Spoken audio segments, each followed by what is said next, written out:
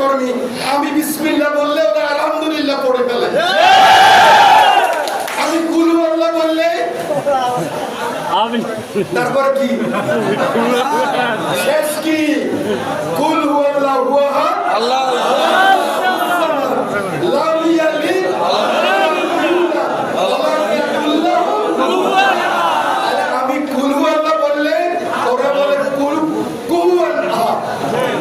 অতএব সাবধান ভাই, সাদা সাত সবাই যার যার মতো থাকেন। বক্তব্য দীর্ঘায়িত করবো না, আজান দিছে নাকি? প্রিয় নেতৃবৃন্দ, আমার নেতা তারেক রহমান জীবনের বাজি নিয়ে যুদ্ধ করেছে গত 17 বছর।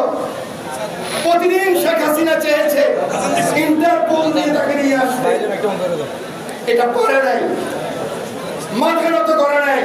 সময় এসেছে শহীদ প্রেসিডেন্ট জিয়া রহমানের ছেলে, খালেদা জিয়ার ছেলে, বাংলাদেশের জনগণ সিদ্ধান্ত নিয়েছে ইনশাআল্লাহ আগামী দিনের প্রধানমন্ত্রী হবে।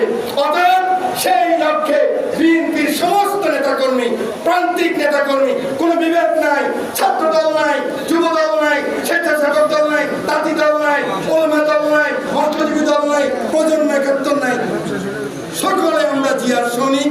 এই কথা বলে আগামী ফেব্রুয়ারিতে যে নির্বাচন হবে সেই নির্বাচনে রামগতির সিট আমরা আমাদের নেতা তারেক রহমানকে উপহার দিব ইনশাআল্লাহ।